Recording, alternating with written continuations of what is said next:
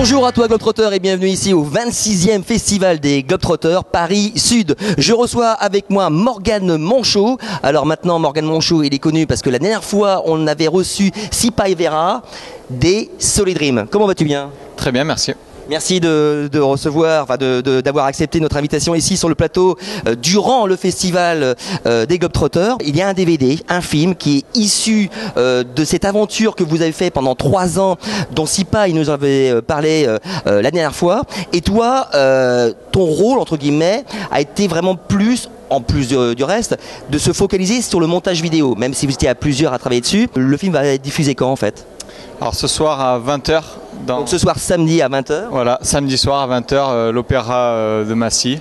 C'est une grande salle de 800 places, donc on espère qu'on va faire salle comble. Alors c'est une première, il faut qu'on sache une chose, c'est que le film, le montage a duré combien de temps? Ça a duré 9 mois.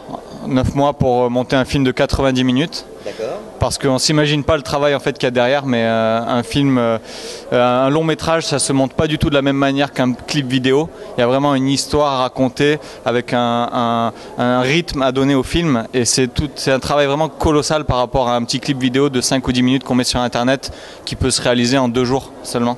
Alors il faut rappeler que durant votre voyage, durant les 3 ans donc, de ce tour du monde, vous avez posté environ 35 mini-clips, 35 films online durant le voyage.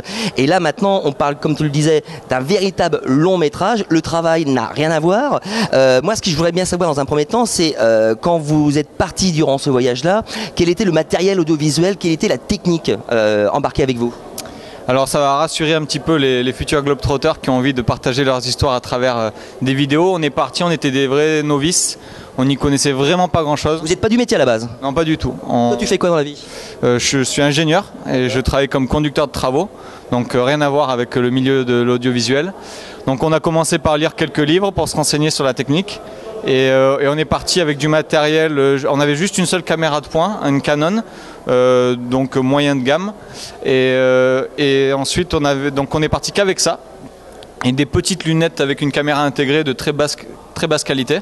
Et en fait au fur et à mesure du voyage où on commençait à apprendre à filmer, et aussi on avait de plus en plus d'internautes qui nous soutenaient financièrement pour pouvoir investir dans du nouveau matériel, on s'est retrouvé à la fin du voyage avec donc un appareil photo avec 3 objectifs avec lesquels on pouvait filmer, 2 GoPro, et toujours donc notre Canon Legria qui elle par contre a vraiment fonctionné pendant les 3 ans. Elle nous a tenu tout le long et elle filmait quand même en Full HD. Donc ce qui était intéressant, c'est quand du coup c'est les internautes qui vous ont en gros cofinancé au fur et à mesure le matériel audiovisuel durant les 3 ans, c'est un peu ça? Oui, c'est ça. En fait on avait un système de dons sur notre site internet, et c'est clairement les dons qui nous ont permis d'investir dans du matériel de meilleure qualité. On est parti, pour la petite anecdote, on est parti de France avec 2 tentes et un ordinateur. On est rentré, on voyageait avec 3 ordinateurs et une tente. Tout ça acheté au fur et à mesure du voyage. Ouais, voilà, en fait l'idée c'est que petit à petit notre voyage s'est transformé vraiment dans aussi un vrai travail de partage sous forme de vidéos et de photos.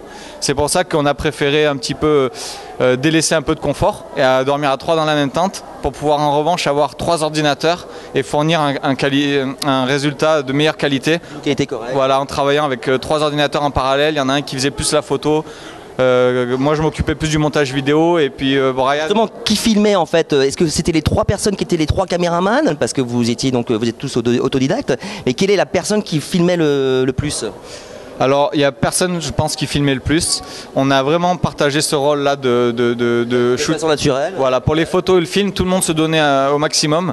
Par contre il y avait une petite anecdote marrante, c'est que c'est la seule règle en fait de notre voyage qui n'a jamais été transgressée. C'était s'il y en a un de nous qui a la volonté de filmer, qui a envie de filmer quelles que soient les conditions, sous la grêle, sous la pluie, on a faim, il fait nuit, c'est dangereux, et ben c'est lui qui devient le maître du jeu. Ça c'était la règle, c'était pour être sûr en fait qu'on ne serait jamais freiné dans notre élan de filmer.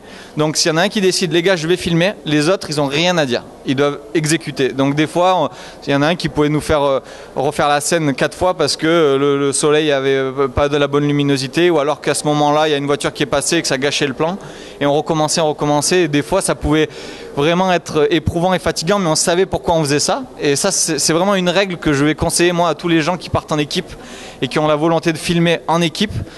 Cette règle elle est vachement importante parce que si vous laissez la place un peu aux humeurs de chacun, eh ben, vous allez rapidement être freiné en fait, par le moins motivé de l'équipe.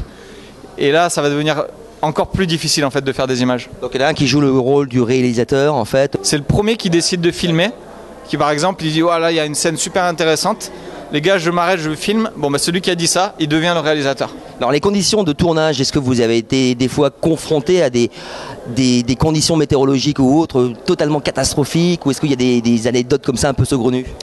Alors pour nous le plus difficile ça a été de filmer la navigation pour aller jusqu'en Antarctique.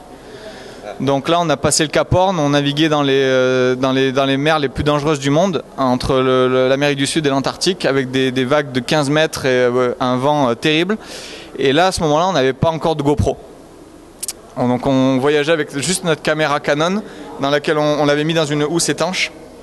Et c'était pas du tout pratique pour filmer. Il fallait réussir à cadrer et en même temps il fallait se tenir sans arrêt parce qu'on pouvait se faire éjecter du bateau. Et ça c'était vraiment la partie la plus difficile à filmer. Dans notre film on a quand même réussi à sortir des belles images de cette navigation, mais je peux vous dire que c'était très sportif.